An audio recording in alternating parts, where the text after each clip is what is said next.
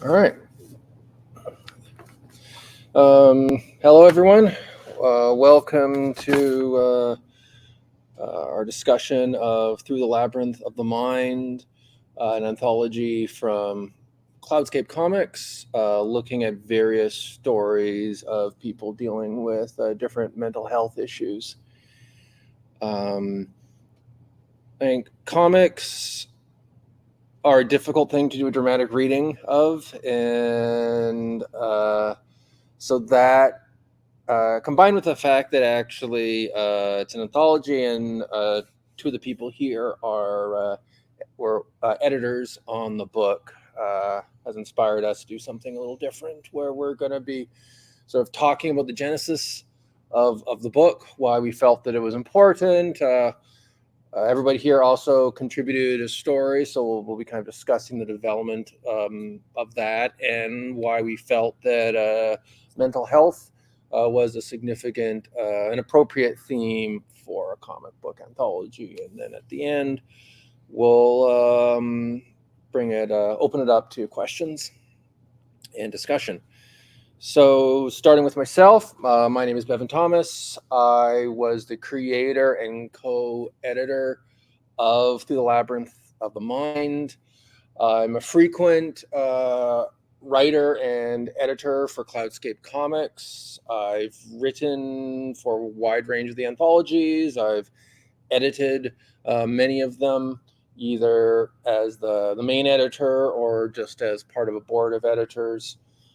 Most prominently was Through the Labyrinth of the Mind, the anthology we'll be talking about, as well as Epic Canadiana, which was a series of anthologies that paid tribute to Canadian superheroes, especially the ones from 1940s comics.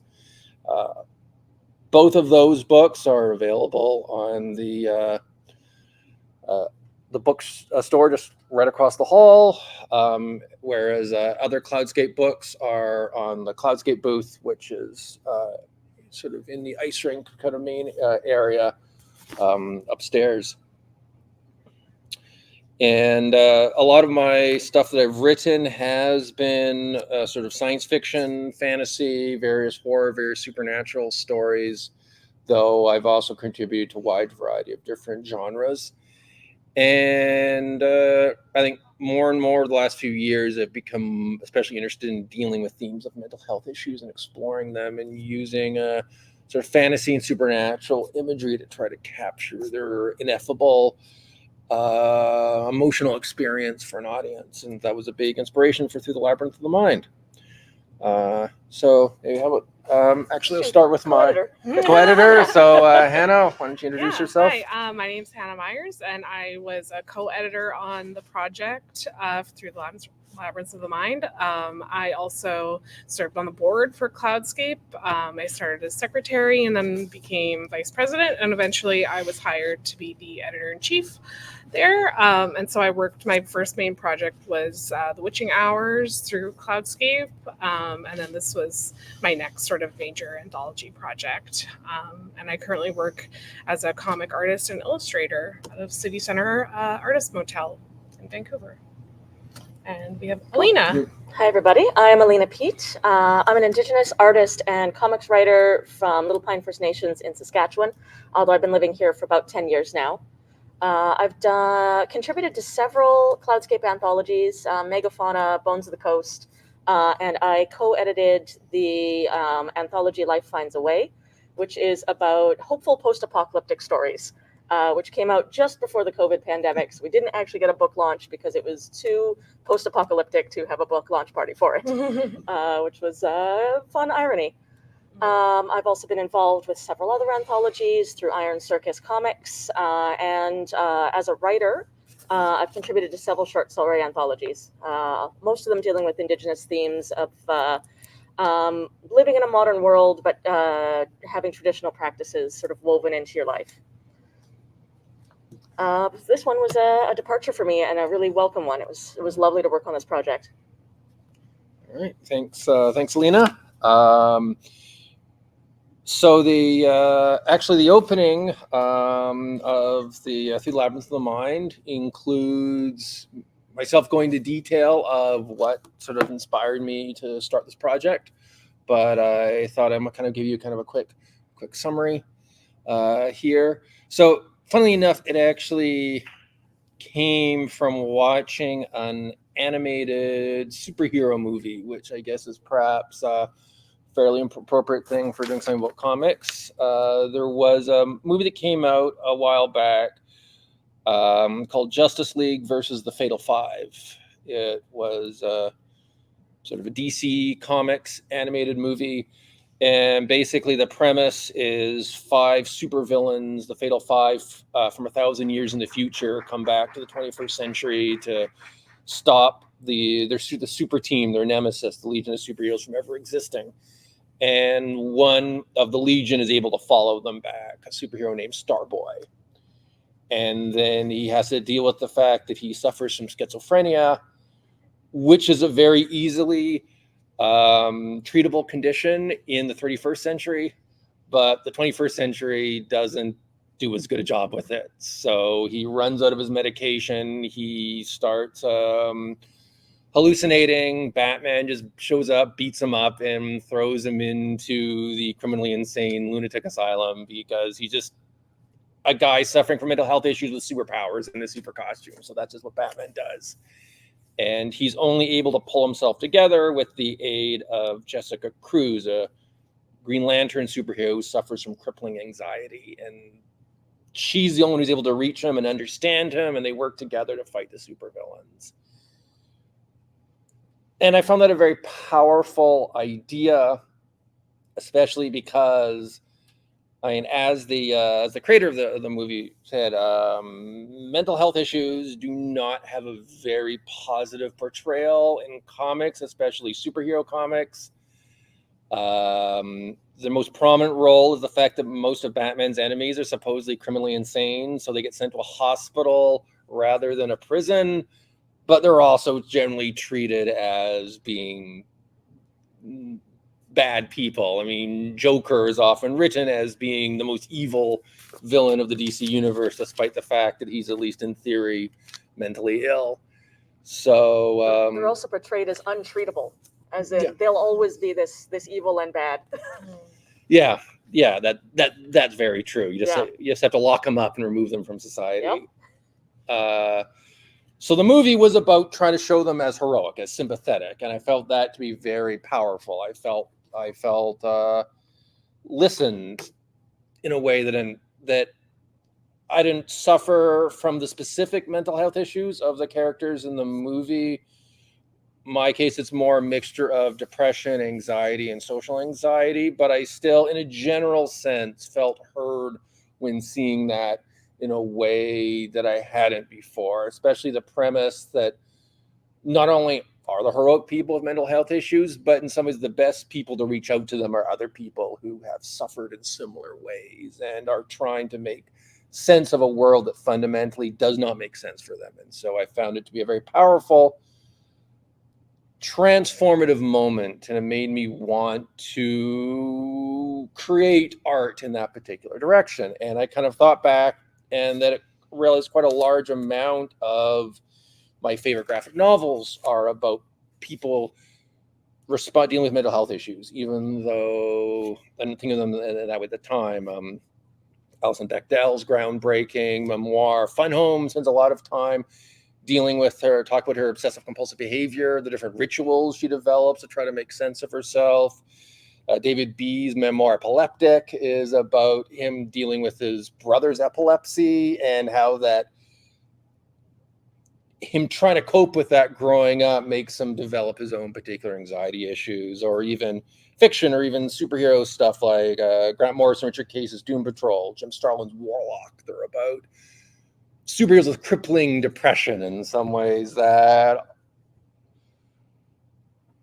is a bigger problem for them than in some ways the supervillains they end up fighting. And so I found that to be very powerful. I want to do something with it. I want to do a comic with that, something with comics. So I approached Hannah about seeing if Cloudscape would be interested in engaging with that particular idea. And I was excited when that happened.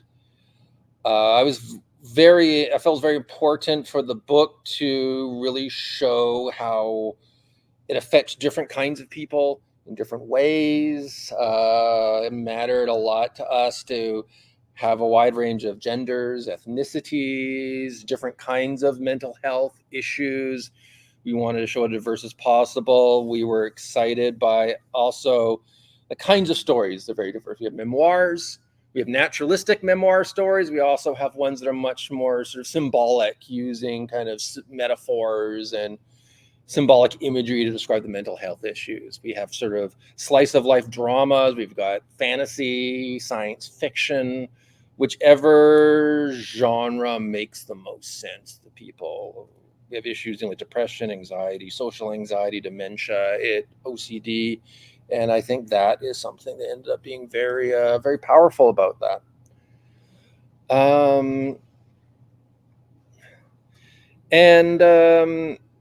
I think it's important to tell these kinds of stories. It's important. I mean, when I watched Justice League versus the Fatal Five, I felt this moment of kinship. I did not feel alone and isolated with my issues in the same way. And that was incredibly empowering for me, to bring closer to kind of that community, to feel like there's people that could understand, that it's okay to sort of be dealing with these issues. It's easy to feel like you're the only one suffering from them. And I think it's maybe also important for people to know they're not alone, that there's other people sort of, but also if you don't suffer from the issues, it's important to know that what it's like for other people, because if you don't suffer from mental health issues, then you definitely kind of know probably people that do. And so I think that sort of empathy is important. So I was wondering what you guys think, because you don't anything you want to add to sort of the importance of mental health stories? Well, I can talk a little bit about where I was at when you approached me. So I had gone through the art school machine and basically been suffering from undiagnosed depression the entire time. And also my interest in comics really started with autobio work or biographical work, people being like really honest about their personal struggles in comics, like Joe Matt, really sort of a more emotional kind of work, like Chris Ware's work. And so I always wanted to make something like that. Then because of my mental health issues, I thought that would be such a great place to start, because I didn't see a lot of that stuff out in the comics world.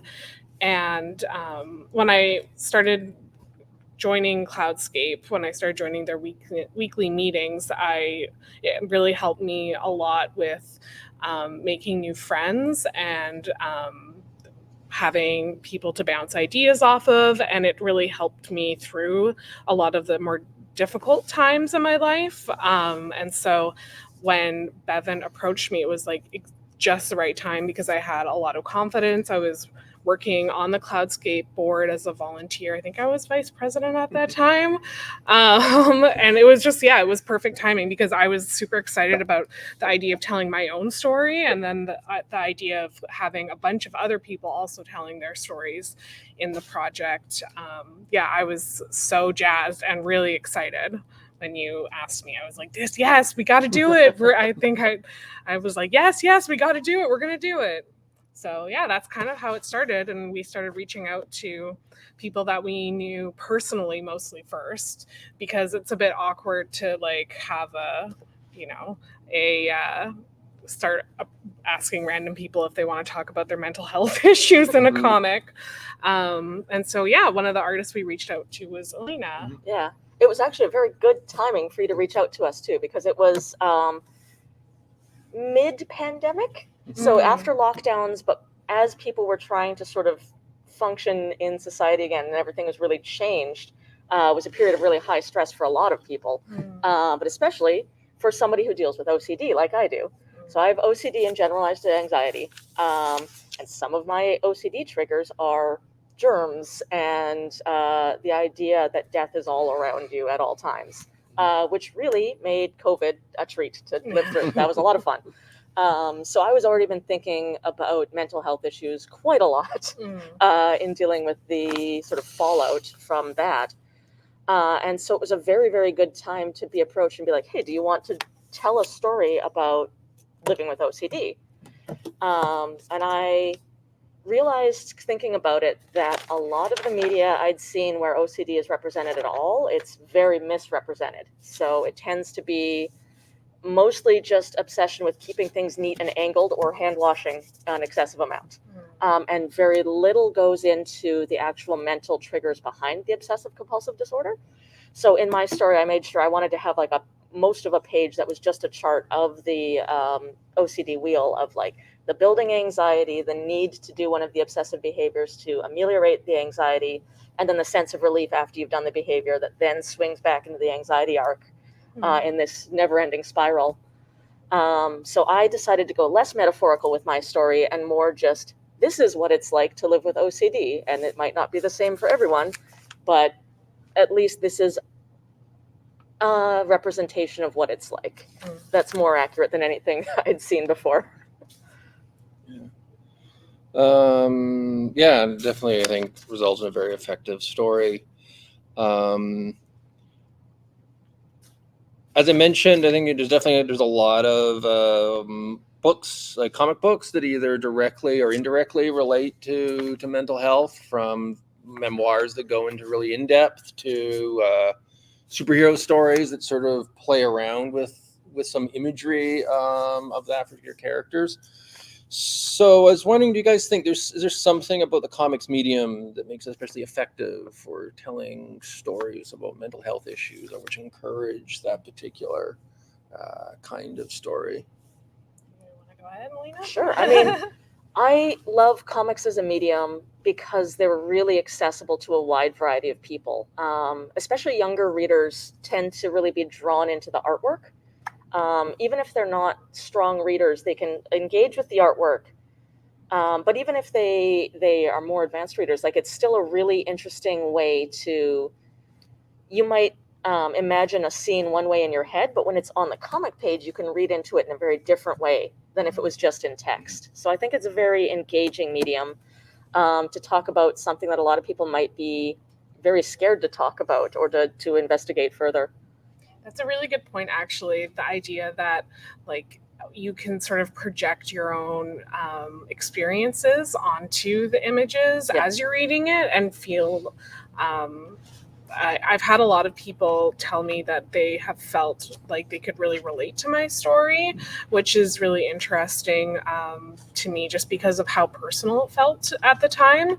And people telling me, like, I know that feeling, like, by looking at the images. And I think, like, imagery is such a powerful tool for expressing emotions, that comics is perfect for sort of explaining things in a way that is more ambiguous and relatable.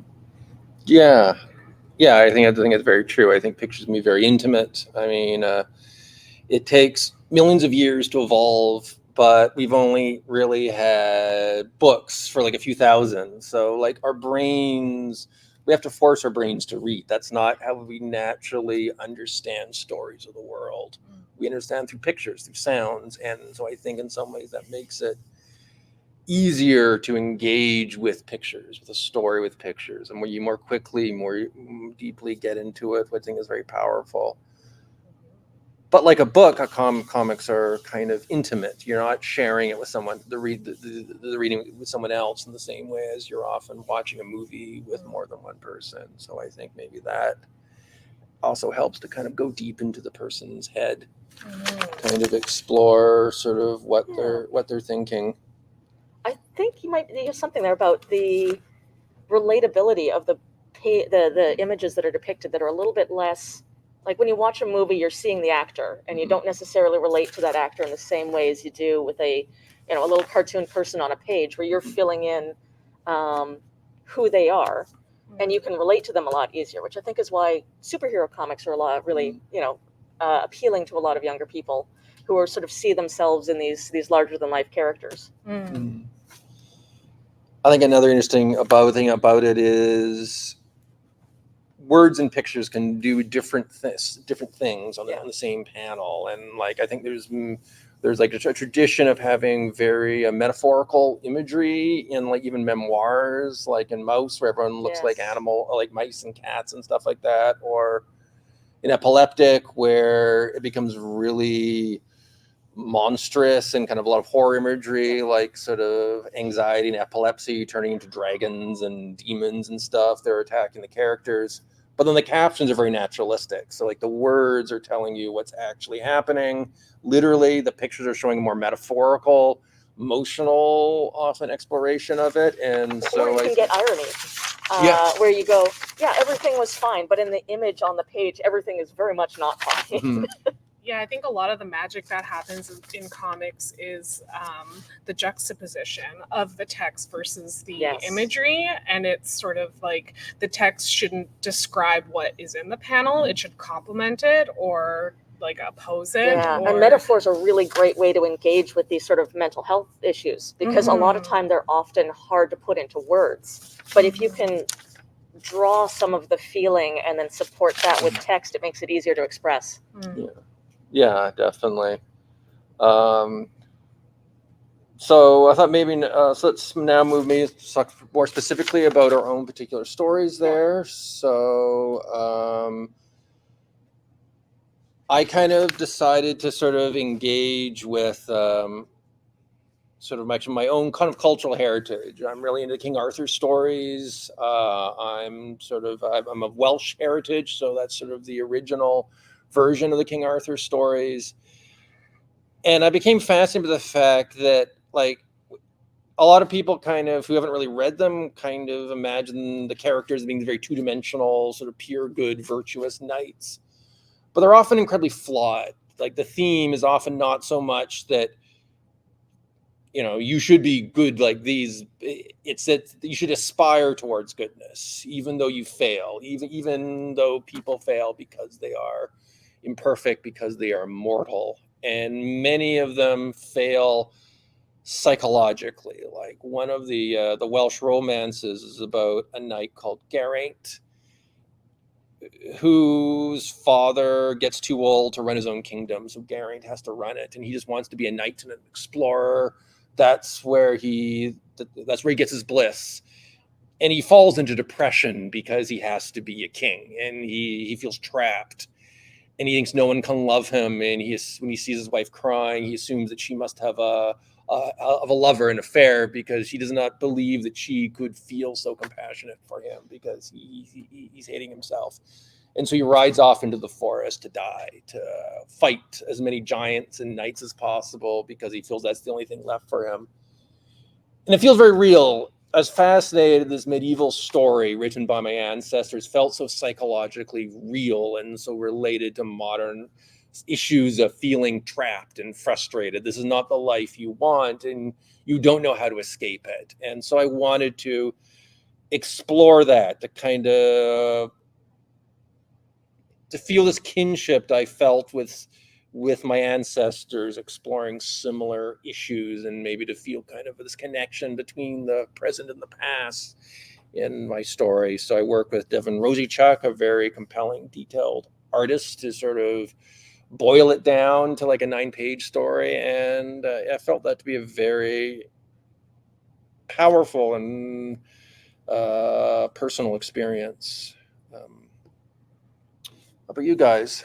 Yeah, I think what I'm one of the things I'm most proud of in this book is how many different approaches people took to creating their own story. So, like Bevan decided to do the story about the knight's tale he just mentioned, and then I decided to do something a little bit more autobiographical, but still had a sort of like a surreal fantasy element. So my story is basically exactly what I mentioned right at the beginning, is I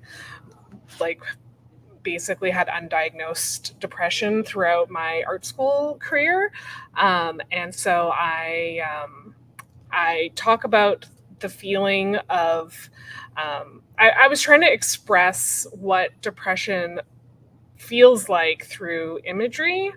And so I felt oftentimes like it was a black cloud around. I think there's a lot of brain fog that comes with depression, but also oftentimes I would be comforted by it, like feeling alone and wanting to be alone and kind of like wallowing in self-pity, and then it becoming a bit of a cycle. So my story is sort of about that journey and coming to terms with that and eventually seeking professional help. And then making friends at Cloudscape and expressing how important it is to me to like talk about these things. At the end of my story, I talk about how important it is to be open, in my opinion, about your mental health issues, just because you never know who you're going to inspire or affect. You can make lots of really good connections through just being honest about your struggles. Alina? Cool. And then with my story, I set out, like I said before, with the goal of educating about what it's like living with OCD. So I knew I was going to do a really straightforward biographical comic. And as I was going through and remembering sort of like, what are key moments in my life where OCD really affected me? And I realized it went back all the way to childhood. Like I have memories, like I say in the story, of walking home from kindergarten and having to step on a certain stone on the way home from school, or something bad would happen, which I didn't realize at the time was compulsion. And my friends making fun of me for it, you know, a weird little 6-year-old wandering halfway across a field and then in another direction every day was very unusual. Again, there's stories from high school where it really affected my life. One that didn't make it into the book was I had gotten a role in a high school play in grade 11 and went out for rehearsals every week. We were getting close to the play happening, and then there was one day when I had a very bad anxiety attack and wasn't able to come to the dress rehearsal and ended up losing my role to the understudy because of it. And at the time, I hadn't talked to anyone about it, and I was just starting to kind of realize I probably needed counseling and maybe some medication to help me deal with my anxiety. And when I told my theater instructor about it, he broke down crying because his daughter had just been diagnosed with OCD as well. And he was like, I wish you'd told me. I could have made some kind of accommodation for you. But, you know, as it was, you missed too many rehearsals. So we had to switch you out. And, but yeah, he was the first adult I remember really speaking with me about OCD and really being clear on what it was, because I didn't have words for it then. And he was able to, after I described it to him, say, oh yeah, I know what that is. My daughter has that. So I wish I could have packed that in here, but I already had a lot to talk about. Just describing what it's like living with OCD. That's interesting that you say that, like how impactful that was to you to have an adult, yes, like validate your feelings. Because I think I probably suffered with depression. I mean, I didn't realize till I'd gotten into counseling that it probably started when I was a teenager. Yeah. And I just thought oftentimes that if I was feeling bad or unmotivated, it was because I was lazy, and I would beat myself up about it. And eventually it just kind of like spiraled to a very ugly, bad place. And so I think that is another sort of like testament to like talking about it and like helping it. Were you encouraged to hide those feelings? I mean, to pretend to be normal. I think like when I was a teen, I was like emo and depressed and going through a phase. And then I was a, tortured art student. And for a while that was kind of cool. But then when you're shot out into the real world and like having to try and find a way to like make money off of an art school education, you really are like alone. And because of the depression, I was really shy throughout school. I was afraid of talking to people and making friends, which made it even worse when I was out of school because I was alone and didn't have anyone to bounce ideas off of. So yeah, I think like if I had met people who were talking openly about their mental health, it would have made such a huge difference earlier. Yeah. Yeah, I mean, I think the theme of them talking about is something that shows up over and over in in our anthology, and you mentioned in yours, and like a big plot element. The Geraint story that I adapted is that Geraint refuses to talk about his issues. He feels he's supposed to be the good knight, the good king, the good son, and if he feels to be emasculating to even trust his wife with his anxiety, and so he becomes more and more problematic and even sort of verbally abusive to her, and she has no idea what's going on and why he's just riding off to sort of to his doom. Mm. And the story ends with him finally breaking down and confessing, and that's sort of how he's able to deal with who he is. Yeah, I feel like there is a pressure for people with mental health issues, especially in previous generations. It's changing now, but to try and hide their issues, especially with things like OCD, where you have tics or certain behaviors that you perform that sort of mark you as weird. And it's something that I've dealt with over the past couple decades, because obviously being queer, being non-binary, and also having a mental health issues, there was like many aspects of my life that I felt I needed to hide from the general public. And so being an adult has been a process of sort of learning that I can be myself and that people just need to put up with it. Yeah. I think that is a thing with depression all the time. You see people who like say like, oh, we didn't know they were depressed. They seem so happy. And I remember, I think just shortly before we were talking about this, I was invited to my friend's birthday party.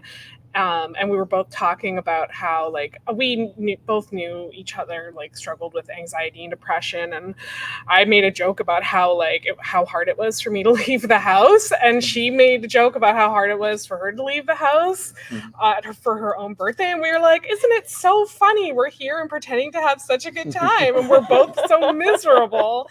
And like I felt better after having that conversation, but it's like kind of eye-opening, like how, you know, like you're not supposed to talk about how sad you are or how unmotivated you are. So yeah. And being able to talk about it with your friends and be like, you know what, I don't think I'm gonna be able to make that plan today. It's not a good brain day for me. I'm just gonna be at home today. Is kind of liberating. For sure. Yeah, I mean, it's I think the reason why Just Leave for this Fatal Five was such a grand move for me in some ways, I didn't realize that it hadn't been talked about until I actually saw it being talked about. I didn't realize that was a part of myself that wasn't really discussed in popular culture until I actually saw it very explicitly discussed in popular culture. Yeah, so this is a great way for people to be visible. Yeah. So, I mean, I think we're definitely sort of talking about sort of how I guess transformative the process is for us to write and draw about this, to even just sort of talk about it. And I think maybe an important part of for me of creating this book is just to encourage other people to kind of explore their own issues, either through comics or through whatever kind of artistic medium is viable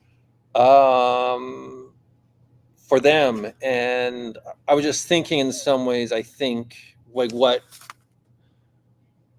what advice I would give for that. And I think maybe, and one thing maybe it's anything difficult is that I think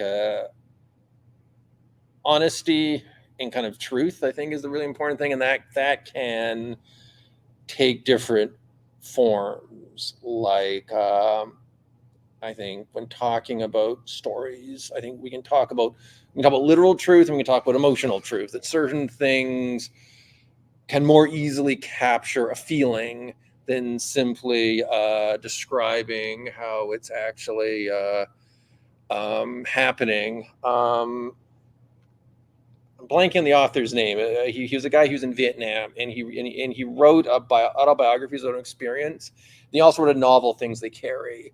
And I felt it's interesting he did both. And he said one of the reasons for the novel is he felt that was an easier way to capture what it felt like to be in Vietnam. And in fact, at various times, the narrator who's based on him will say something and will even confess that, well, it didn't actually quite happen. Like we didn't find that body in that particular way, or my fellow soldier didn't die in that particular way, but I felt that would best capture what it feels like when he died. And I felt that to be very compelling. And I think that is one of the reasons, we have care. I told sort of a cultural myth. We have another person who described it as sort of a role-playing video game.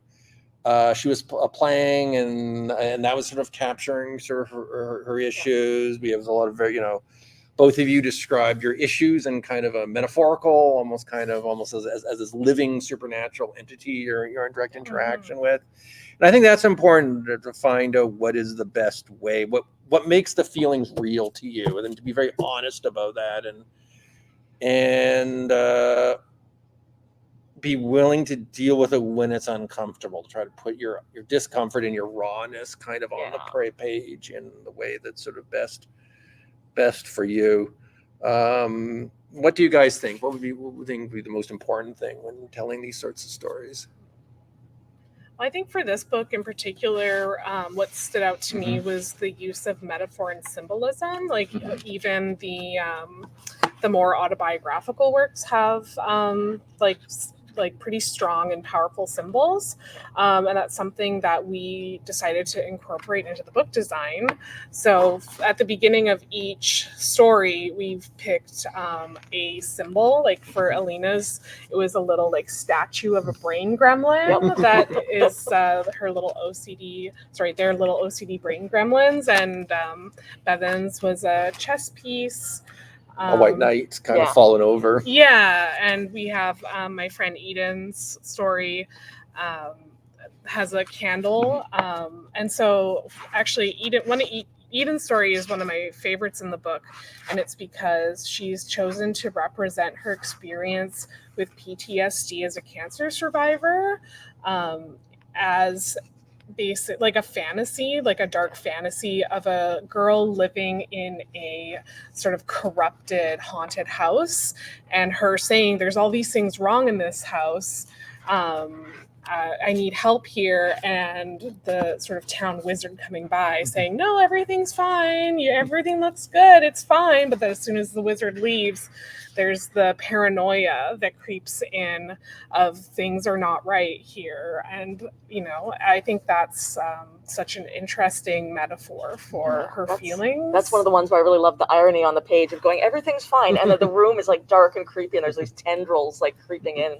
But yeah, and like how Kelly Chen chose to illustrate her experience with mental health as a video game, and going through different battles and traveling across strange lands. Oh, if only we got XP every time we fought a mental health battle. Yeah. It would be so powerful. And then Carla Monterosa, who spoke about anxiety. I think anxiety is really common amongst artists, but Carla's approach is sort of more about her anxiety being an immigrant and being away from her family and feeling pressure to work to send money home to her family, and also sort of the feelings of anxiety about potentially being sent back home after her visa runs out.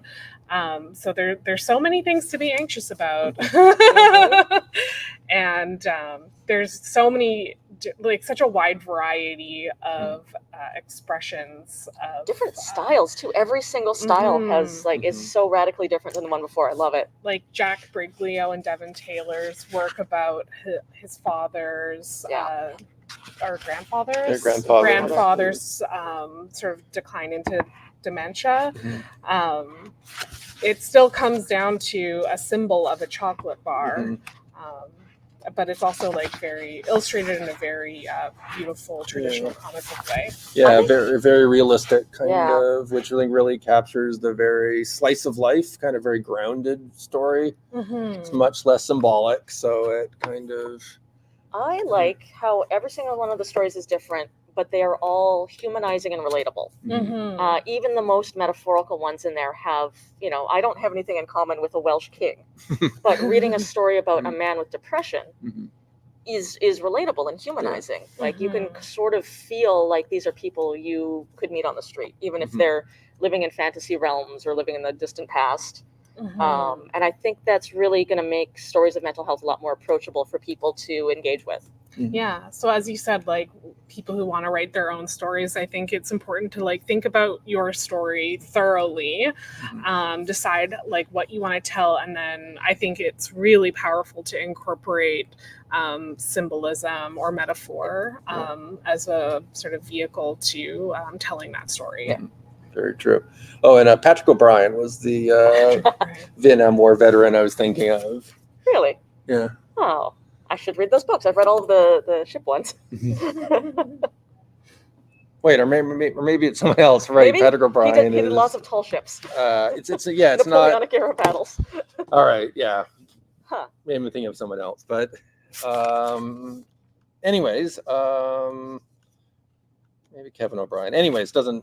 Anyways, Some O'Brien. Something like that. We will Google it later.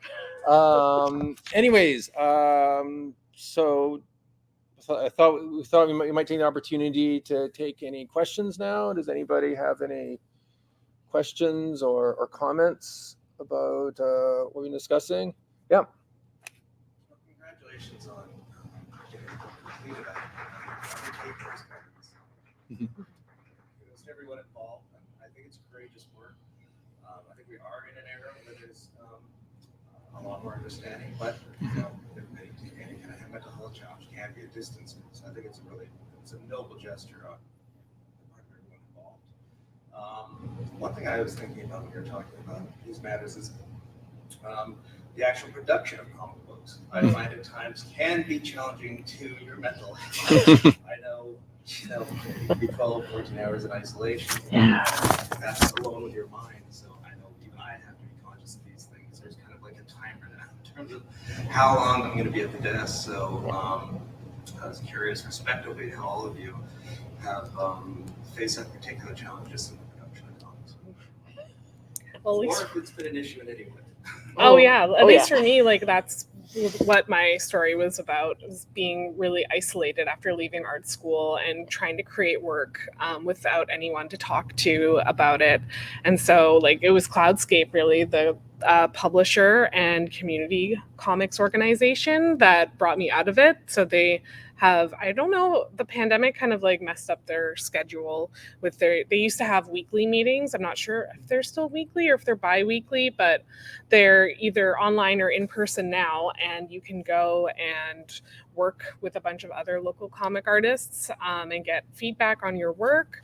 And that was huge for me. I made a bunch of new friends and felt really validated, and it led essentially to the creation of this book. But yeah, it was super important for me to like meet other people who are also working on art and having people to communicate with, because yeah, it's incredibly isolating, and you start to panic about, is this good enough, or is it terrible, or am I terrible? And it's so yeah, very important to me, at least. How about you, Bevan? Well, so for the process of writing or doing sustained activities, I often find that I think it's maybe related to my anxiety, difficult to focus on it, because it's hard for me to focus more than one thing at a time, and writing has a lot of moving parts. So I think one thing that helps with comics is I find, because it's easier to place different parts of the story in different parts of the page, like you're just dialogue versus description versus this arc of the story. I found that being able to do that is maybe much easier for me to focus on it. Like I'll often initially just write a comic as almost like a movie script, where I'm not really describing what's happening in each panel. I'm just putting on the dialogue and summary of actions, and then I'll go over it a second time, and that's when I add the description. And I find being able to compartmentalize the parts that I'm trying to do makes it easier for me to stay focused on writing, and maybe feel less anxious about all the different parts of it. So cons of doing comics, you lock yourself away for a long time, and then you produce a thing that you won't see anyone read. So you don't know how it's released online, which is an anxiety all of its own. It doesn't pay super well, so you're anxious about money a lot of the time. But one of the pros of it that I really like is, other than like the passion of creating it, which kind of sustains me, is I was finding that a lot of the stuff I've been writing post-COVID is all processing a lot of the trauma that we went through when we were in lockdown and isolation. And writing it out on the page and then drawing it is a safe way to sort of process some of the memories of being that alone, or going, oh, actually, that's going to recontextualize that day for me. And I was like, oh, I was actually, this was what was bothering me, not being alone. It was that feeling of, the world no longer being safe was driving the isolation. So it's a fun way to engage with the work in a really deliberate way when you're writing a comic script, in a way that is different than writing a novel, because you have so few words to work with. And so the images that you pick to pair with those words do a lot more heavy lifting.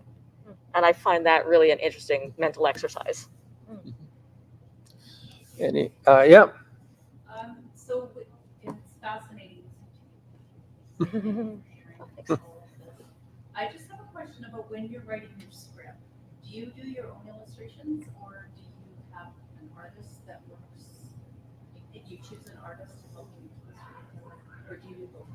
It's a variety. It depends. Yeah, it depends on the project. Yeah, and so for this book specifically, I wrote and illustrated my story. Alina as well, and then Bevan wrote his, and then had another artist come in to illustrate it. Follow up for that. So if you have another artist, how do you describe what you would like to see visually? How did you do that, Bevan? Well, I mean, so I think an interesting thing about comics, as opposed to, say, movies or TV with regards to the scripts, is there isn't a regimented way of this is how it's supposed to look. With movies or TV, there is, both because it has to be shown to numerous people, but also because each page of the script needs to be a minute of time. And so if you describe what's going on too much on a page, then you're messing with sort of the way that's recording how long the movie is going to be. And comics don't do that. They just label, this is page 1, this is page 2. So it's really more of a conversation between the writer and the artist. And so with some artists, I go into more detail. Other ones, I don't. Some artists are more experienced and like to contribute more creatively to what each scene looks like. Other ones either don't like that as much, or they're not experienced, I don't trust them as much to really choose the most visually compelling moment. And so then I go into more detail. So that really depends. For something that was personal like this one, did you describe more than you would in a project that was less tied to you? Yeah, I think so. It's more personal. It's also kind of a fantasy environment. And so you have to give a better sense of what everyone looks like. If it's just the modern world, there's often less that needs to be described in that particular sense. There is no like formula for script writing for comics. And actually, if you have a chance to look up Alan Moore's script writing for comics, it's wild. It's like all caps and chunks and very hard to decipher. So I think as an artist, I would be horrified to receive something like that. So I mean, I think I appreciate, like, when I write a script for myself, I usually write it so it's like kind of like a movie script, but I give myself little hints of like what I want the frame to look like a close-up of someone's face, or a wide box of a drawing of an outdoor space. So that can be helpful, like if you have a vision in your mind for how it would look, but also like I'm sure the artists would love to interpret. I tend, do their thing when I'm writing scripts for somebody else, there'll be panels that I don't really care what they look like, and I'll describe just like, a 3/4 view of the person's face with heavy shadows on it. And then there are others that are really important to the story to look a certain way, and those I'll really describe well and in some cases even thumbnail, just to make sure that like this is what I had pictured for this reason. But most of the time, I'm not super tied to what the panel's going to look like, and I'll go, here's a rough description. I'm trusting you, the artist, to come up with something cool. Any other questions? Yep. I'm sort of curious about the process of writing. I guess I'm curious what your thoughts are on, mental health is such a tough subject, and but depending on what condition you're talking about as well, it can have kind of implications for your like family even, or people around you. And I'm curious, like, what you think about kind of like the ethics of like including people in your life in these stories. If that makes sense. Yeah. I mean, I think there's no clear answer to that. I think a lot of those things are sort of done on a case by case basis.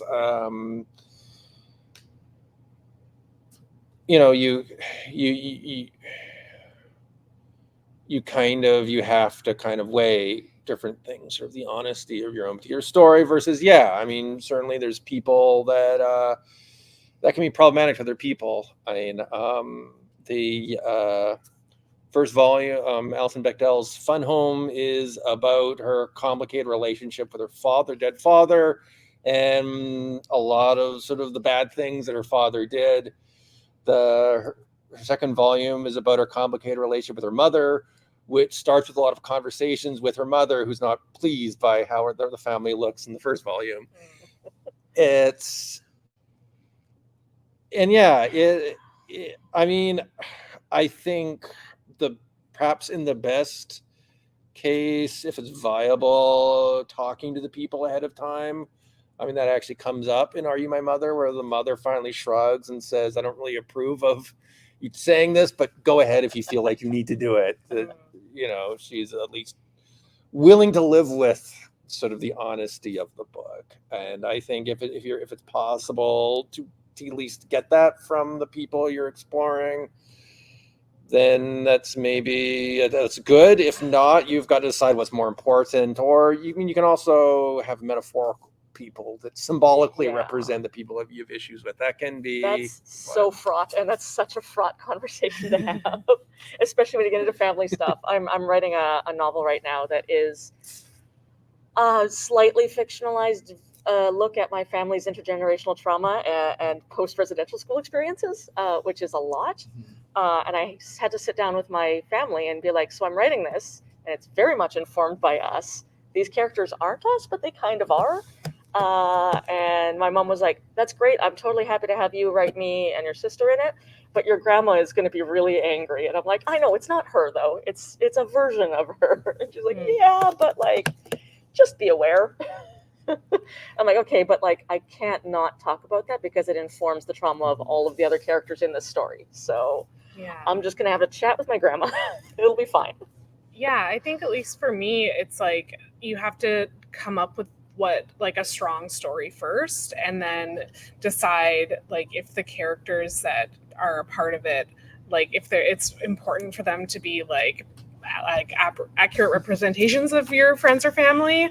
Like when I wrote my story, I was actually living with my boyfriend at the time, and I completely omitted him from the story because he was not helpful during that time for me at all. And I just felt like it was irrelevant to my arc in the story. But if you feel like you have someone that it's important to a part of the story, I think what they're saying is to talk to them first. I would highly recommend that. I think that's important. And that's my advice, is to talk to them ahead of time. A surprise is like the worst. Don't do that. Yeah. There's an episode of a TV show too with Mark Maron. What was that show called? Mark Maron stars in one of the episodes as a comic artist who gets in trouble for representing like relationship. I think it's a pretty common thing for a lot of these sort of like straight white male guys who did autobio stuff is they represent people in their lives without asking permission or even talking to them. And then, especially in the 70s and 80s. Yeah, and then having to deal with the fallout of all these Yeah. people who aren't happy with how they've been portrayed or aren't happy being portrayed at all. And so, like, if you care about these people, Some I think of which that's pretty is- important Yeah. to clear up with them, like how they feel about it. Yeah. Okay, 5 minutes left. Does someone else have another question? No. Okay. Well, I mean, there actually was something else that I was, I guess. So I kind of mentioned some of the source, definitely stuff that inspired me.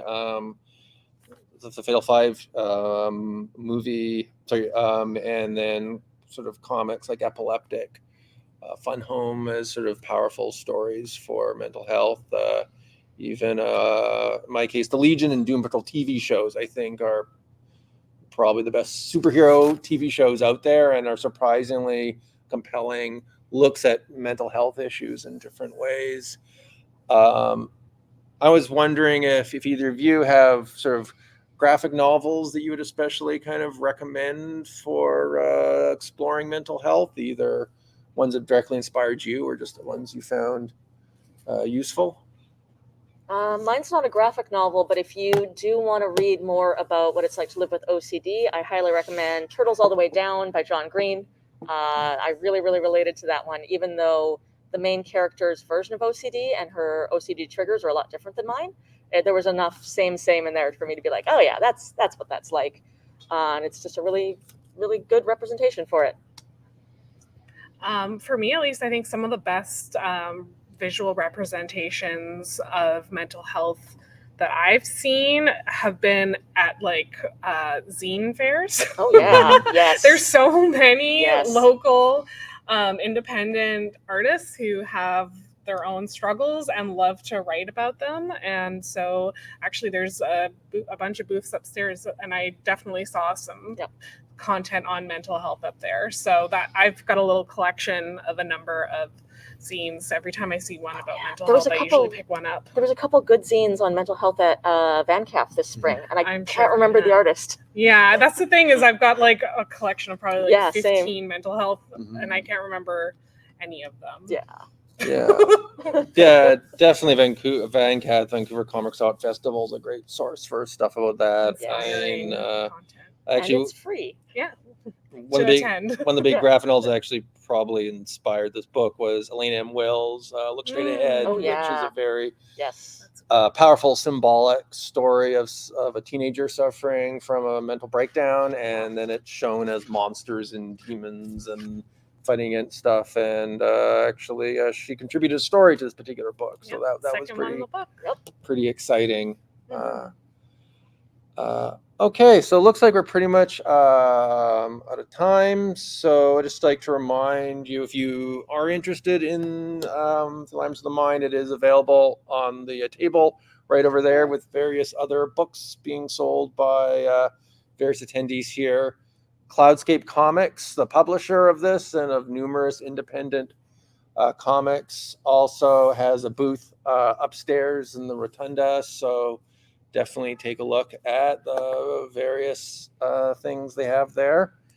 And thank you so much for your time, and enjoy the rest of Weird Vancouver.